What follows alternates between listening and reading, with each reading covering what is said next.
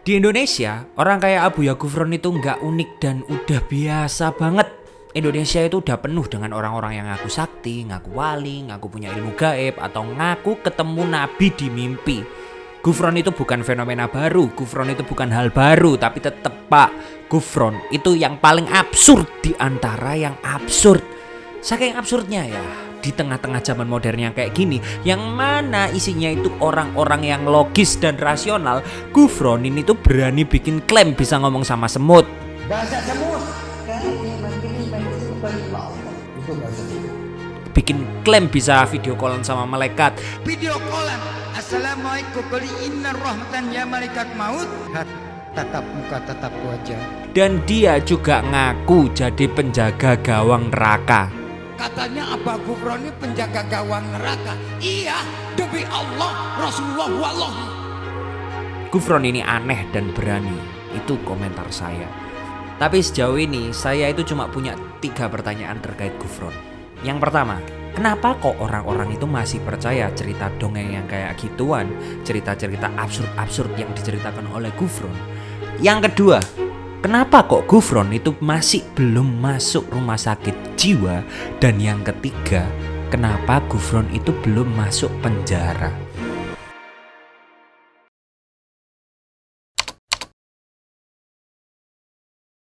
Kalau kita lihat Abuya Gufron ini secara sepintas ya, Gufron itu nggak lebih dari sekedar orang dengan gangguan jiwa. Nggak ada orang waras yang ngaku bisa ngomong sama semut. Nggak ada Pak orang yang sehat yang ngaku jadi penjaga gawang neraka. Dan nggak ada satupun bukti akademik tentang bahasa Suryani yang dipakai Gufron. Dan jujur aja ya, buat orang normal, Gufron itu kedengarannya kayak orang halu. Tapi pertanyaannya, apakah Gufron ini beneran gila? Ya saya yakin ya by any standard, Gufron ini tuh punya masalah mental. Entah itu delusi, halusinasi, atau apalah itu nama psikosisnya itu. Tapi masalahnya Pak, kalau kita lihat lagi dan dalam logika lain, terutama dalam logika spiritual, kegilaan itu punya makna tersendiri dalam aspek-aspek religiusitas. Kalau kita ambil contohnya misalnya, dalam tradisi Sufisme, ada konsep yang namanya wali majedub, atau waliullah yang kediriannya atau selfnya atau egonya itu udah ditarik sama Allah. Dan karena itu akhirnya dia itu sering tampil secara sosial itu sebagai orang yang setengah waras. Yang terkenal nama-namanya itu salah satunya adalah Abu Yazid Al-Bustami. Ini adalah seorang wali majedub yang sudah terkenal santer lah di seluruh dunia sufisme. Terus ada juga Wahab bin Amr alias Bahlul yang hidup di era Abbasiyah, atau kalau di Indonesia ya Ralilur. Ralilur ini orang yang cukup nyentrik, dan semua orang yang saya sebutkan namanya ini adalah orang-orang yang nyentrik dan juga spiritualis yang hebat di masanya. Dan menariknya ya teman-teman ya, fenomena kayak gini, fenomena kegilaan yang bercampur dengan mistisme itu nggak terjadi di Islam aja. Karena dalam tradisi Katolik Barat juga ada istilah yang namanya Holy Fool, alias orang yang karena mereka ini saking sayangnya sama Tuhan, dia ini berlakunya kayak orang gila. Contohnya siapa? Contohnya kayak ada orang namanya Saint Simeon yang kelakuannya itu udah kayak imbecile lah. Itu satu contoh. Terus ada Saint Basil yang dulu itu telanjang di tengah jalan pas musim dingin dan dia berdoa ke Tuhan. Dan banyak lagi holy fool di dunia dari berbagai tradisi kekristenan. Nah, karena fenomena tokoh spiritual yang gila ini tuh terjadinya itu nyaris di setiap tradisi, entah itu dari Cina, Arab, Eropa, Afrika, itu semuanya itu ada Pak yang begini-begini. Maka lahirlah satu konsep yang namanya sanctified madness dalam studi antropologi agama modern. Dan ini tuh sebuah fenomena tentang orang gila yang dianggap suci karena dia itu punya atribut religiusitas. Sanctified madness itu penjelasannya kasarnya itu kayak gini. Jadi kalau ada orang yang seberapapun gak warasnya kelakuannya itu, selagi dia itu gilanya itu masih di koridor yang religius, maka dia itu akan dianggap sebagai orang suci. Mereka ini tetap gila tapi juga suci. Tapi juga gila, tapi juga ada keramatnya. Jadi sederhananya ya Pak ya, mau dibilang waras itu ya nggak normal. Tapi kalau dibawa ke rumah sakit jiwa atau dibilang gila biasa, itu ya takut kualat. Nah akhirnya ya Pak ya, Disitulah batasan antara gangguan jiwa dan mistisme itu mulai pudar dan gak kelihatan.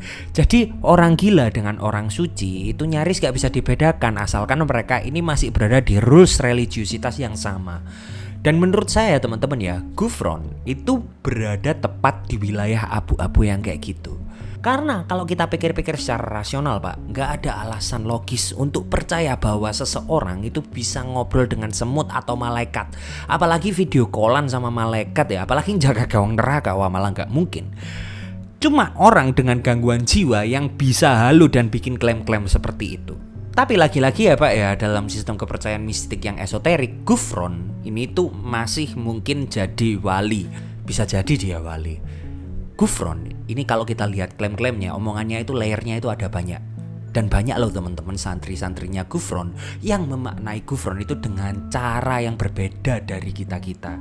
Misal ini ada teman saya ini ya yang bilang kalau Gufron itu bikin gaduh soal ngomong sama semut. Itu sebenarnya Gufron itu pengen ngeritik MUI. Katanya Gufron pas dia dipanggil MUI, Gufron itu ngomong ke kiai-kiai MUI, "Loh, Anda ini kok nangkap saya? Kok aneh anda itu, Habib-habib yang rantai emas itu kok gak kalian tangkap, tapi saya kalian tangkap, ini kenapa, maksudnya apa?" Nah, begitu kira-kira yang diomongkan oleh teman saya.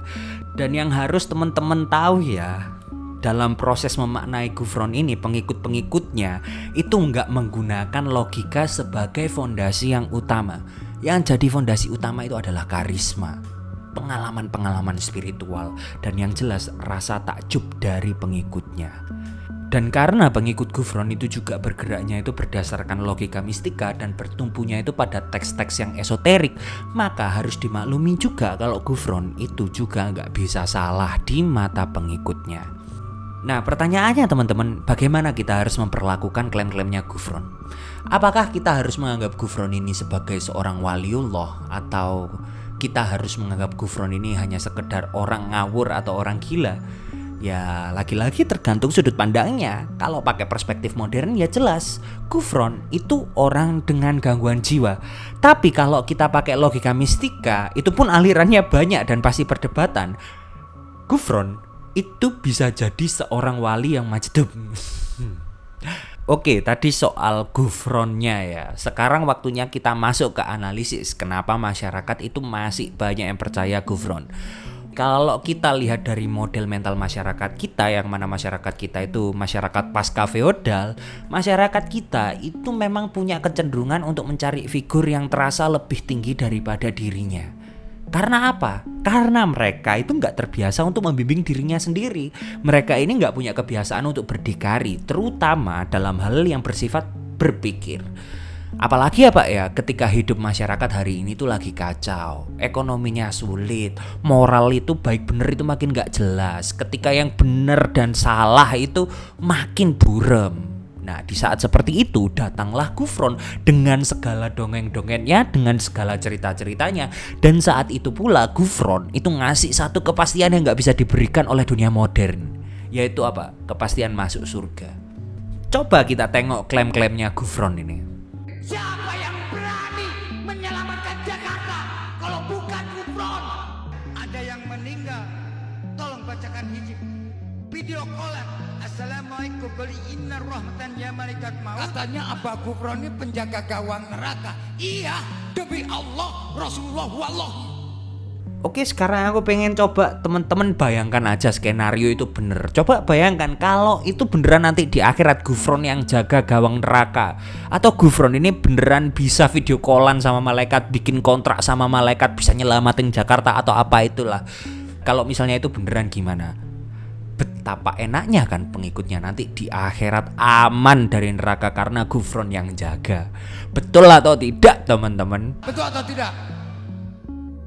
Kasarannya ya teman-teman ya, ngikut Gufron itu jaminannya itu surga. Dan kalau udah kayak gitu ya, coba siapa yang gak loyal?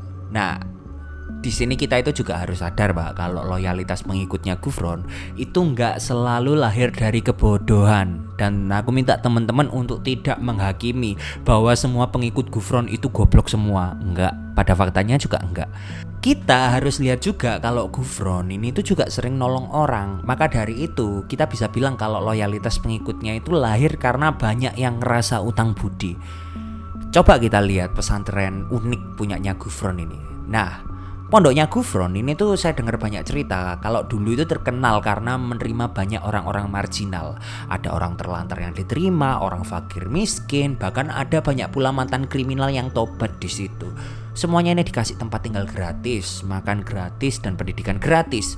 Dan dalam kondisi yang kayak gitu, Gufron itu akhirnya bukan cuma dilihat sebagai seorang guru spiritual. Akhirnya dia dilihat juga sebagai penyelamat hidup. Nah, akhirnya hubungan pengikutnya Gufron dengan Gufron itu cenderung emosional. Maka dari itu, entah betapapun absurdnya klaim-klaimnya Gufron itu akan tetap dibela. Jadi ya, semakin absurd klaimnya, semakin dicari pembenarannya. Semakin Gufron dihina dan dijadikan meme, semakin Gufron itu dianggap wali yang terzolimi. Dan disinilah Pak, fenomena sanctified madness yang saya tadi ceritakan itu bekerja. Semua perilaku Gufron yang dianggap nyentrik dan absurd itu akan dianggap sebagai kesucian. Betapapun menyimpangnya logikanya Gufron, betapapun gak masuk akalnya klaim-klaimnya, tetap akan diterima sebagai bagian dari spiritualitas. Jadi teman-teman jangan heran ya kalau Gufron ini pengikutnya juga ada dan masih loyal hingga hari ini. Dan selama masyarakat kita itu masih punya kebutuhan besar terhadap figur karismatik, maka orang-orang kayak Gufron itu akan selalu punya pengikut. Nah, ini bukan karena orang-orang itu bodoh ya, bukan karena orang-orang itu IQ-nya rendah atau SDM rendah, tapi karena Pak, manusia itu memang selalu mencari sesuatu untuk dipercaya, terutama ketika dunia itu terasa terlalu kosong untuk dijelaskan hanya dengan logika.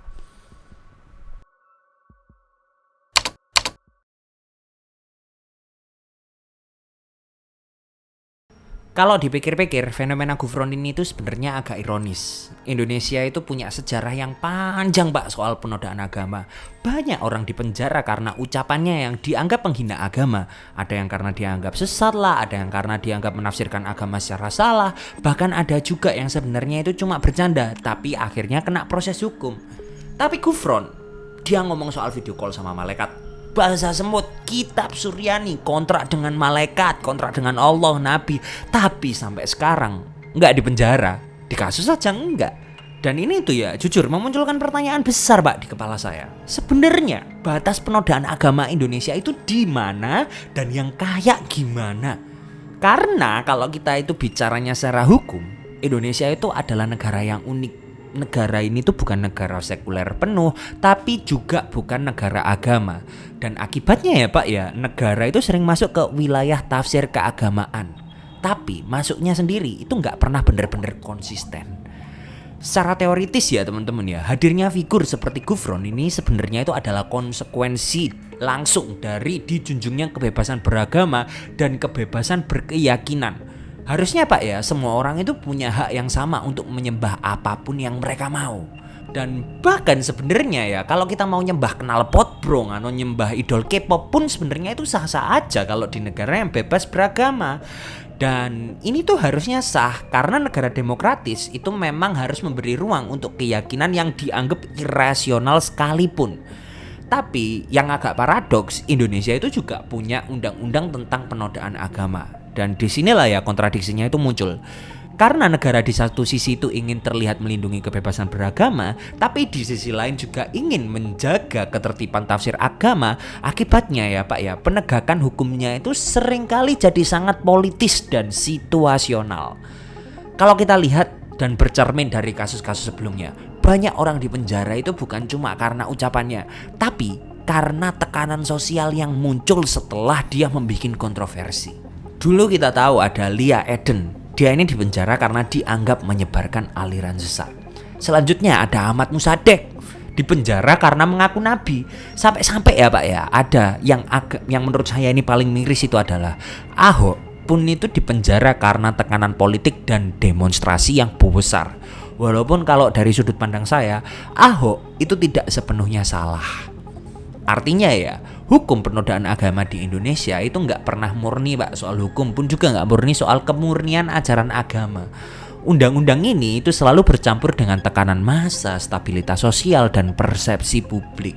Nah, kalau ada yang bilang kayak gini, loh, hukum penistaan agama itu konsisten kok. Lah pertanyaannya, kalau konsisten, kenapa Gufron nggak masuk penjara karena penodaan agama?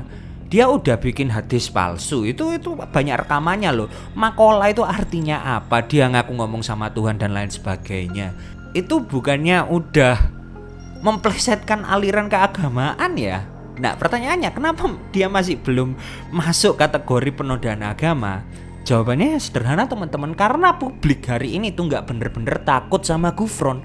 Orang itu lebih banyak menertawakan Gufron daripada merasa terancam oleh Gufron.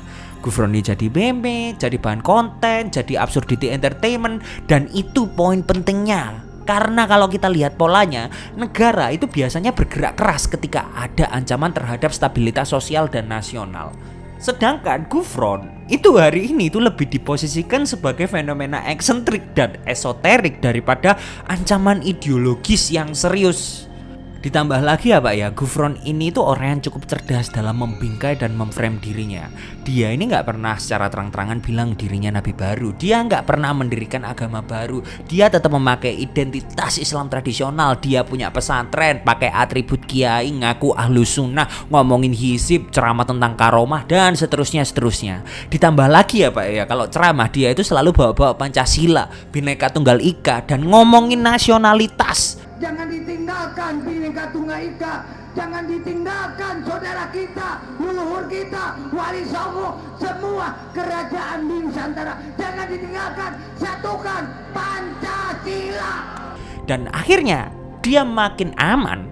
Negara nggak punya alasan untuk melabel dia radikal atau sesat.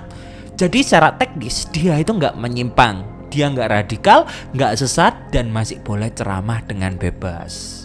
Selain itu ya Pak ya, kalau kita ingat-ingat lagi, pas isunya Gufron itu lagi naik-naiknya, Gufron itu juga cepat melakukan mitigasi. Dia minta maaf, klarifikasi, lalu menegaskan bahwa dirinya itu tetap Ahlussunnah wal Jamaah, sekaligus menegaskan dirinya juga nasionalis. Negara nggak punya alasan Pak untuk mengkriminalisasi Pak di situ. MUI pun ngambil jalur pembinaan, alih-alih membawa ke ranah hukum. Dan ini menurut saya Pak ya, disinilah akhirnya kita itu melihat satu kenyataan yang agak menyebalkan. Hukum di Indonesia itu tebang pilih. Kalau yang ngelakuin itu kelompok minoritas, langsung disikat. Tapi kalau mayoritas ya masih bisa dibicarakan. Akhirnya ya Pak ya, batasan antara yang sesat dan yang nyentrik pada kelompok mayoritas itu cenderung bias. Dan negara sendiri itu tampaknya juga bingung menentukan garisnya.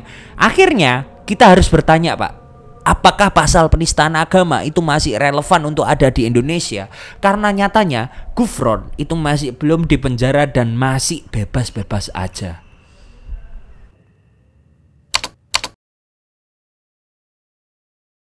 Kata-kata penutup ya teman-teman ya. Jadi gini, kalau teman-teman mau percaya Gufron ya percaya aja. Nggak akan saya salahkan, pun juga nggak akan saya sebut kalian itu sebagai orang-orang yang bodoh. Nggak. Saya itu cenderung nggak peduli Pak dengan urusan-urusan ruang privat, terlebih soal kepercayaan dan religiusitas. Jadi ya mau kalian itu nyembah bakso terbang, alien spaghetti, ataupun nyembah Netanyahu, itu pun saya nggak peduli. Bagimu agamamu, bagiku agamaku, lakum dinukum waliyadin. Dan begitulah harusnya kebebasan beragama itu dilakukan oleh negara. Jadi bebas nyembahlah apa aja, terserahlah. Tapi nyatanya kan nggak kayak gitu di Indonesia. Indonesia bagi saya ini tuh negara yang setengah-setengah. Sebagiannya itu dipenjara, sebagiannya dibebaskan berkeliaran. Sebagian ini dilabel sesat, sebagiannya malah dianggap wali. Jadi kan double standar, repot Pak. Dan garis bener salahnya pun jadi nggak jelas. Maka dari itu Pak ya, saran saya itu cuma dua, antara satu ya. Yang pertama ini, formalkan semua aliran agama yang sah dan tentukan aliran macam mana yang bisa dianggap sesat. Termasuk juga lakukan sertifikasi tokoh agama biar jelas dan gak asal orang itu bisa jadi penceramah. Dan ketika sekali ada satu kelihatan sesat, ngawur atau ngelantur kayak gini nih, langsung jeblosin penjara. Udah sekalian aja yang ketat Pak, itu menurut saya. Nah itu tadi solusi yang pertama Pak. Sekarang solusi yang kedua, jadi sekalian aja dibebaskan. Jadi negara ini nggak usah cawe-cawe lagi soal urusan privat, terlebih-lebih soal urusan agama. Jadi biarin orang-orang ini tuh bebas nyembah apapun yang mereka mau, sekalian sekuler dan biar jelas rulesnya. Urusan negara ya urusan negara, agama ya agama. Mau nyembah apapun terserah asal nggak ngelanggar HAM. Dan di situ udah jelas kan ya. Nah itu solusi saya Pak, dan dua-duanya ini kedengaran radikal kan ya. Oh ya terakhir ya Pak ya, perlu dicatat juga, gufron itu bukan sebatas orang aneh. Gufron itu harus kita lihat sebagai bagian dari gejala sosial. Hadirnya gufron itu menunjukkan bahwa di Indonesia itu masih ada ruang besar untuk figur-figur karismatik yang bermain di wilayah antara agama, mistisme, dan wacana publik. Dan semakin masyarakat itu merasa kosong secara spiritual atau kosong secara sosial, maka figur-figur seperti gufron ini tuh akan bermunculan terus-terusan di sekitar kita. Oke teman-teman, sekian dari saya LVW. Sampai jumpa di konten berikutnya.